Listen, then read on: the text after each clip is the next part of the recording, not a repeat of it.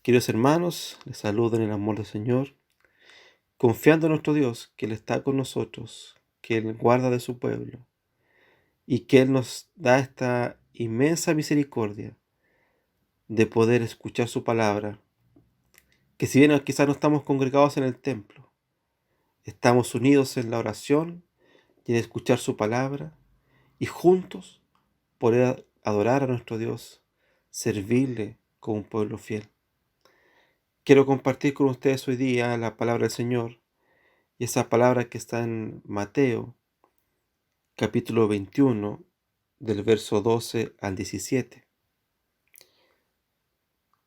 Dice: Y entró Jesús en el templo de Dios, y echó fuera a todos los que vendían y compraban en el templo, y volcó la mesa de los cambistas, y la silla de los que vendían palomas, y les dijo: Escrito está, mi casa, casa de oración será llamada, mas vosotros la habéis hecho cueva de ladrones. Y vinieron a él en el templo ciegos y cojos, y los sanó. Pero los principales sacerdotes y los escribas, viendo las maravillas que hacía, y a los muchachos aclamando en el templo y diciendo: Hosana al Hijo de David, se indignaron, y le dijeron: ¿Oyes lo que estos dicen? Y Jesús les dijo: Sí, ¿nunca leísteis de la boca de los niños y de los que maman, perfeccionaste la alabanza? Y dejándolos, salió fuera de la ciudad a Betania y posó allí. Amén. En este tiempo, nosotros como Iglesia Cristiana recordamos lo que se conoce comúnmente como la Semana Santa. Esta semana en la que recordamos lo que se llama la pasión de Cristo, estos últimos tiempos, estos últimos días en los que Jesús camina en la tierra y va terminando su ministerio.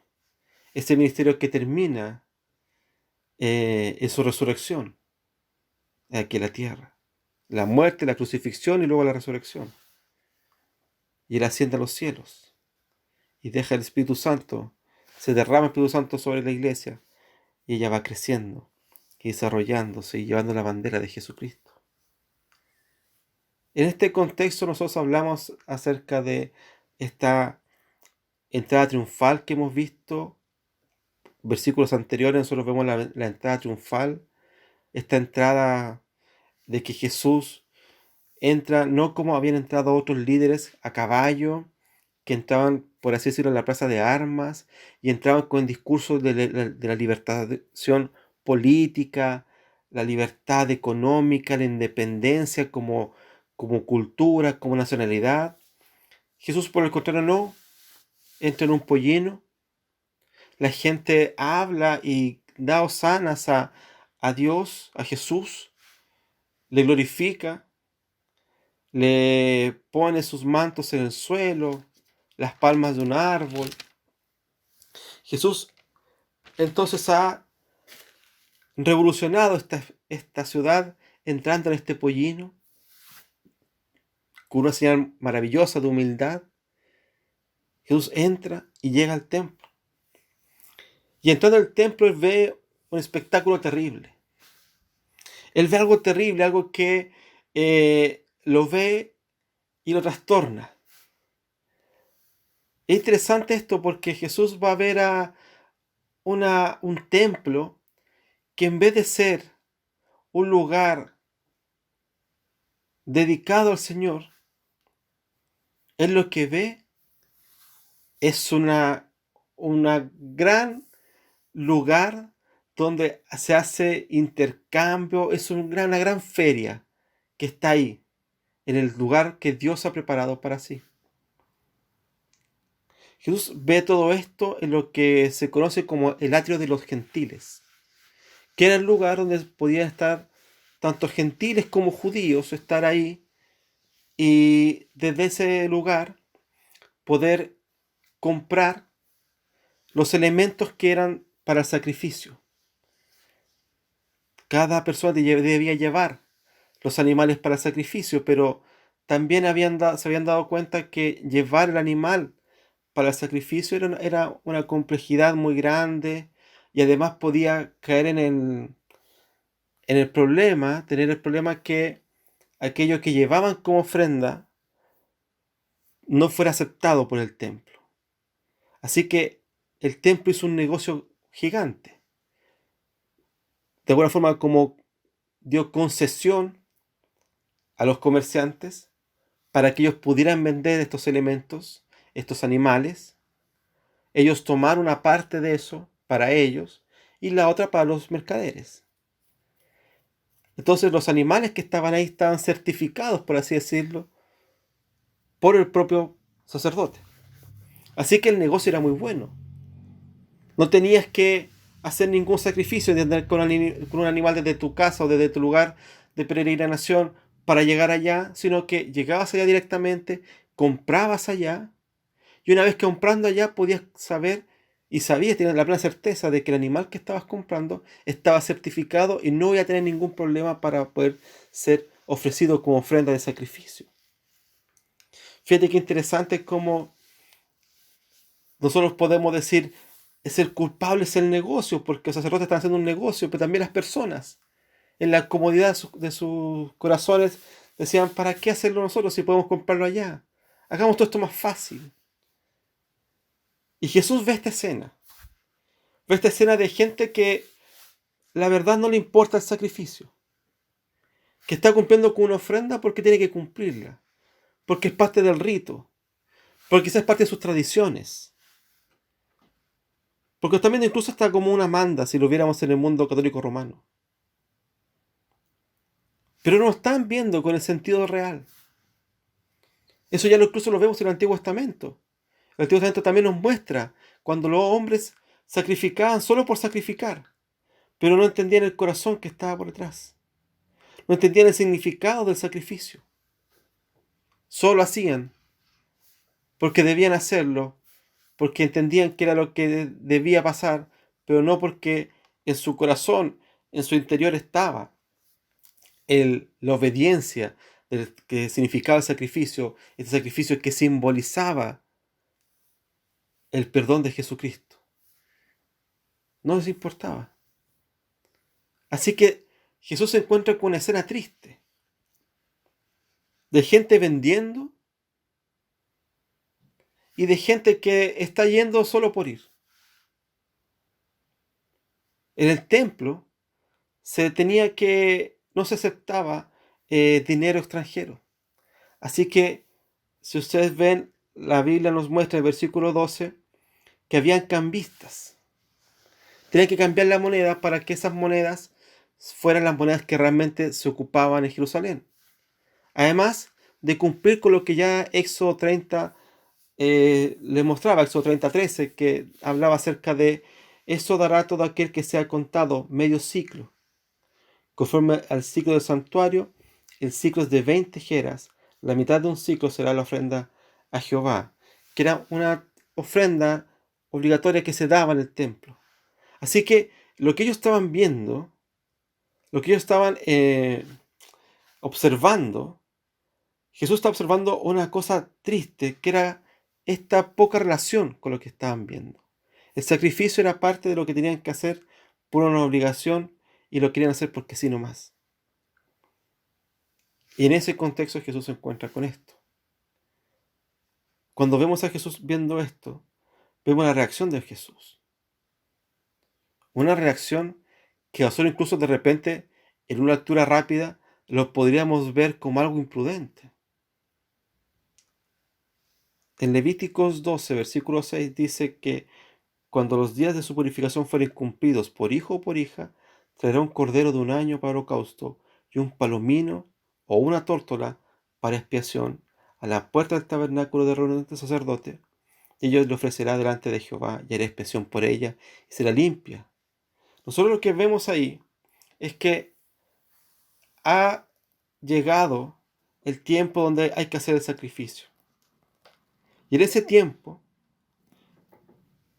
todo se ha vuelto un negocio. Y se ha perdido el sentido real de lo que estaba pasando. Y si tú miras hoy día la vida de las iglesias hoy día, puedes estar de acuerdo conmigo que también hoy día se ha vuelto un negocio el Evangelio. Se ha vuelto un negocio. Se ha transformado en una especie de ir a un lugar donde poder conseguir aquellos beneficios que me interesan y olvidarme del Señor. Hemos olvidado para qué sirve la iglesia. La iglesia no es un lugar social. La iglesia no es una instancia donde ir porque no tengo nada más que hacer los domingos. Es lo que es el regalo del Señor que nos da, donde podemos congregarnos, poder juntarnos y juntos poder servir al Señor. Es ese tiempo maravilloso. Danos una comunidad para amarnos. Como dice el apóstol Pablo, para soportarnos, para dar soporte el uno al otro. Hemos olvidado el principal fin de la iglesia. Y Jesús de manera maravillosa les recuerda y nos recuerda a nosotros hoy día cuál es el fin de la iglesia. ¿Para qué Dios ha puesto la comunidad? ¿Para qué Dios nos ha puesto aquí? ¿Para qué Dios nos reúne? Fíjate en el versículo 13. Y Él les dijo, escrito está, mi casa, casa de oración será llamada, mas vosotros la habéis hecho cueva de ladrones. Jesús fue al templo y vio que había gente que estaba vendiendo y comprando. Tomó la mesa de los cambistas, lo botó las palomas, todo lo que había ahí lo sacó. Y grita frente a todo el mundo lo que él dice. Mi casa es casa de oración será llamada, citando un texto de Isaías 56. Mi casa será llamada casa de oración. Isaías dice, será llamada casa de oración para todos los pueblos. Lo que tenemos que recordar, que el fin de la iglesia, el fin de estar en una comunidad, lo primero que debemos recordar es que es para la adoración a Dios. La iglesia es el lugar donde la comunidad se reúne para adorar al Señor. Pero una adoración sincera.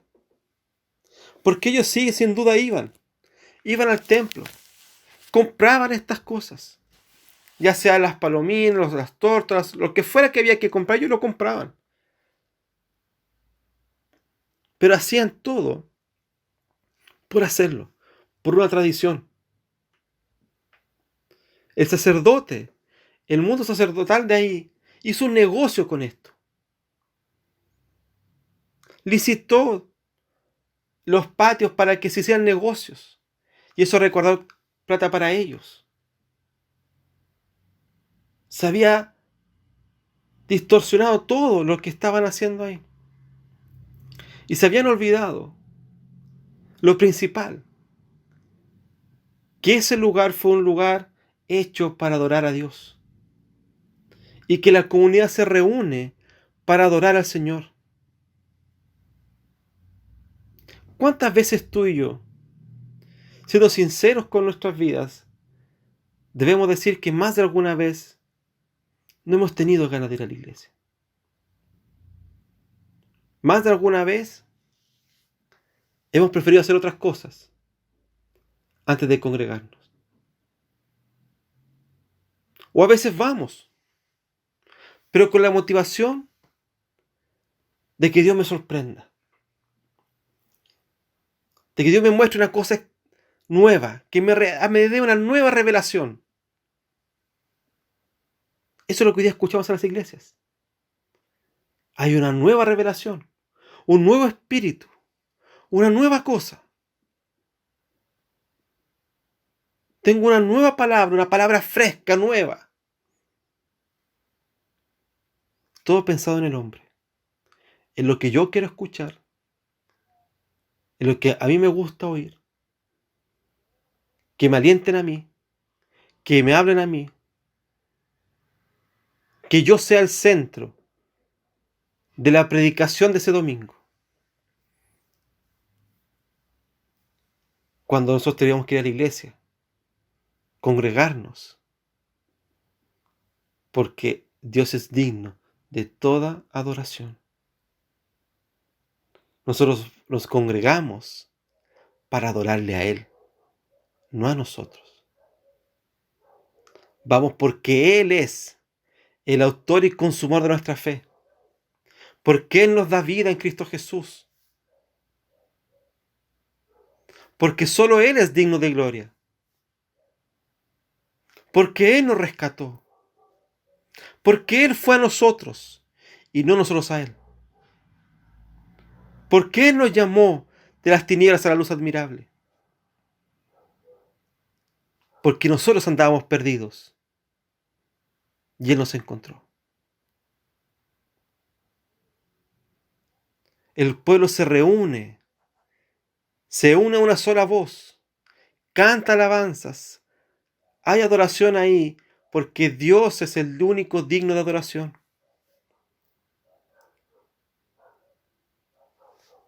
La iglesia no es un centro comunitario. La iglesia se reúne para adorar a Dios, porque Él es digno de adoración. Hermanos, hemos ido perdiendo, la iglesia cristiana ha ido perdiendo esta mirada. Y su mirada está puesta en los hombres, en líderes, en personajes. Y se ha ido olvidando de que su misión es venir todos juntos y adorar a Dios.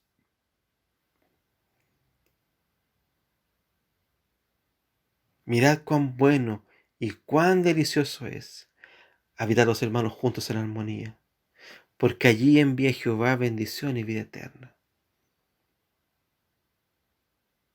Los salmos nos muestran: venid, aclamemos a Dios, demos gloria a su nombre. Nuestro deber como hijos de Dios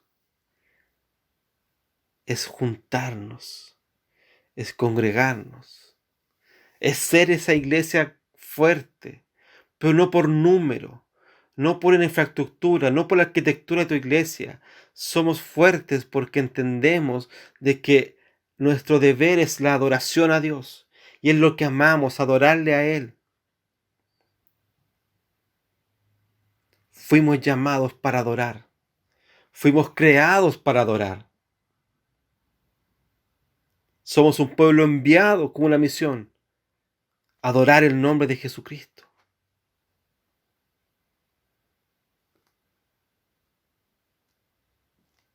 Mi casa, casa de oración la será llamada, mas vosotros la habéis hecho cueva de ladrones. Seguramente esta referencia puede ser a Jeremías 7, o también a que en esa época los ladrones se juntaban en cuevas y se escondían ahí. Y Jesús los compara con esos ladrones, con aquellos delincuentes que roban la felicidad de otro, la esperanza de otro. La iglesia no puede transformarse en una cueva de ladrones que roba la felicidad y la esperanza de otros y le ofrece los bienes materiales y corruptos de este siglo. La iglesia es el lugar de oración, es el lugar de adoración al único y solo Dios verdadero. Mira el versículo 14. Y vinieron a él en el templo ciegos y cojos y los sanó. Jesús ha sacado a la gente de ahí. Jesús apartó a todas estas personas que estaban vendiendo y cambiando y profanando el templo del Señor. Y en ese momento llegó gente a verlo. Y esa gente que estaba ahí, que eran ciegos y cojos. Básicamente, cuando habla de ciegos y cojos, habla acerca de enfermos. Es como la generalidad. Llegaron enfermos. Y Jesús nos dijo, ¿saben qué? No tengo tiempo ahora. Estoy ocupado en otra cosa. Estoy sacando a esta gente de aquí. No tengo tiempo para ustedes. ¿No? Vinieron a Él y Jesús los sanó. Porque también la misión de la iglesia, aparte de la misión de adorar al Señor, también la iglesia como misión tiene la de sanar. La iglesia debe sanar. Pero escúcheme una cosa. No estoy diciendo que la iglesia tiene que ser un centro curandero, donde vengan los enfermos y haya sanidad porque la iglesia sana, ¿no? La iglesia sana porque la iglesia, predicando a Jesucristo, Jesucristo sana. Y sana de la enfermedad más grande que tenemos, que es el pecado. Jesús muestra misericordia también. También la iglesia debe ser una instancia misericordiosa, de ayudar al que tiene una dificultad, de ayudar a aquel que materialmente o en su salud también ha sido quebrantada. Debe ayudarlo. La comunidad debe estar preocupada de él. Recuerden que el apóstol Pablo, cuando lo envían a predicar, le dicen solamente no te olvides de una cosa, Pablo. No te olvides de las viudas y de los huérfanos. No te olvides de los que sufren. No te olvides de hacer misericordia con aquellos que están sufriendo. Jesús, en ese momento en que limpia el templo, en que saca a esta gente que está haciendo algo malo y que está tergiversando el lugar santo, Jesús en ese momento comienza a cumplir la misión de lo que está ahí, que es predicar y que es sanar. Sanó a aquellos que estaban dolientes. Sanó a aquellos que estaban sufriendo. Le dio el giro a esa iglesia. Ese templo que estaba siendo profanado por este mundo de sacerdotes y de cambistas, de aquellos mercenarios de la fe. A ellos les cambia, los saca de ahí y les da el giro completamente correcto, que es una iglesia de misericordia, de amor y de predicación. Eso no quiere decir que tú el domingo invites a una persona a la iglesia porque se va a sanar de alguna enfermedad, porque eso no lo sabemos.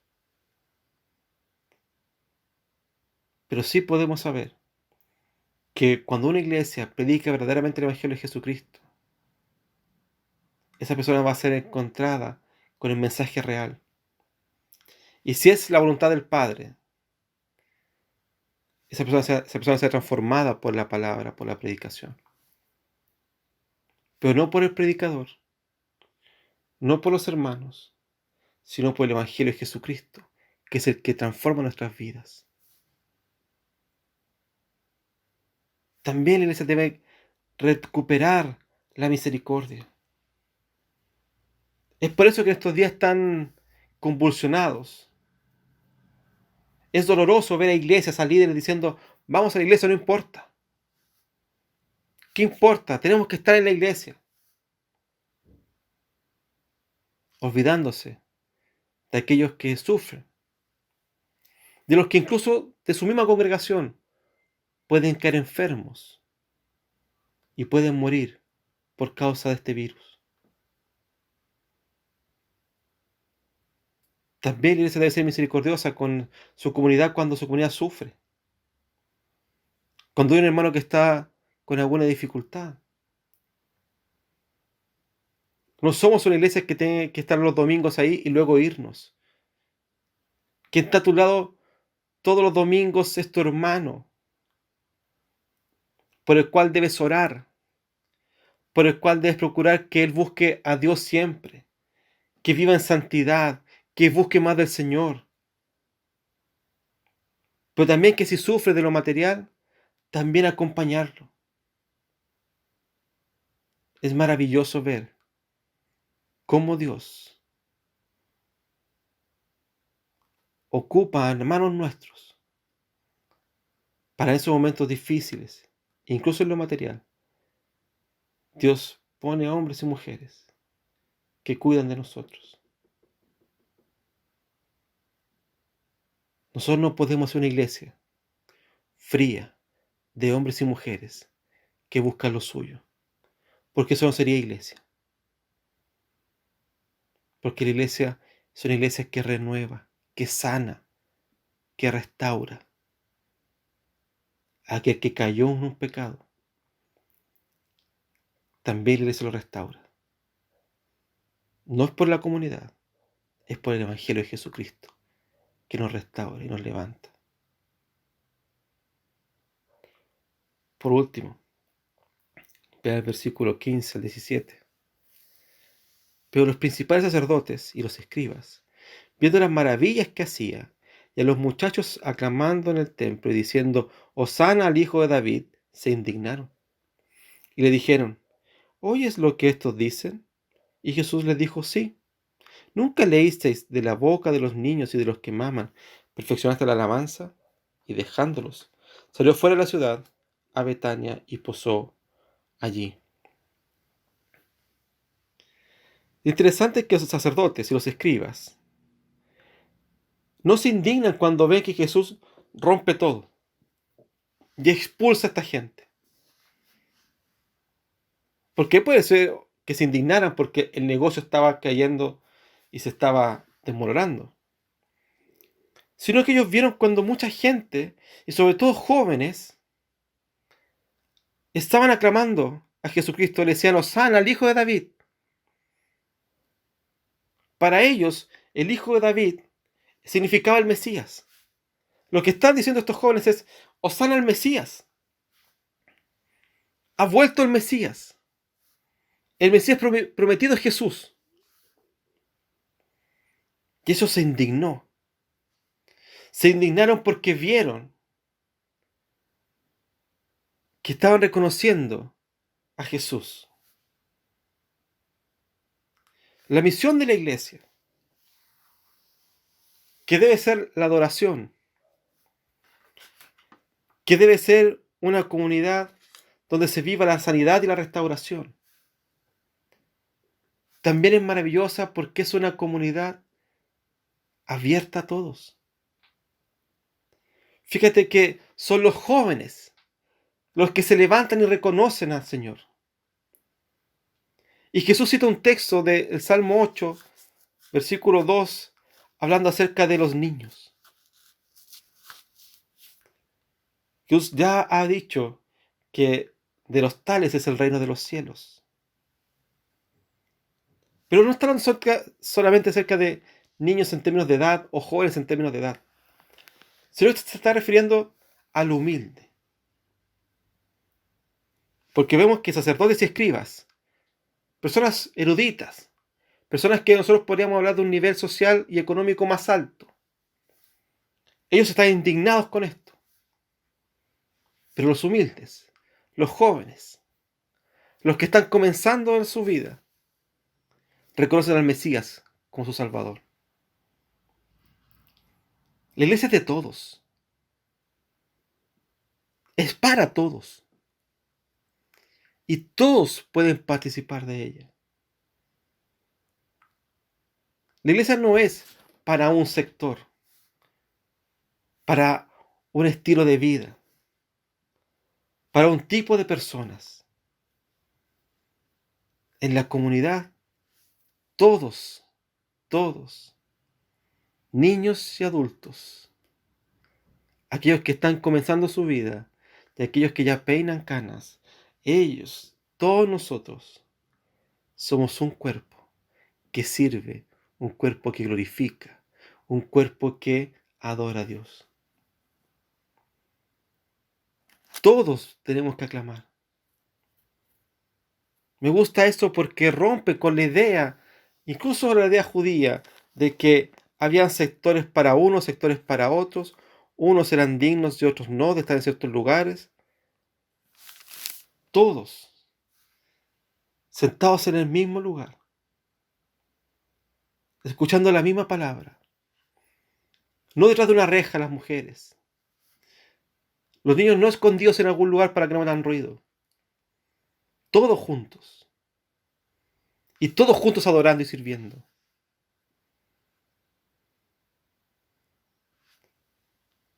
Me encanta saber que soy parte de una comunidad donde todos podemos servir,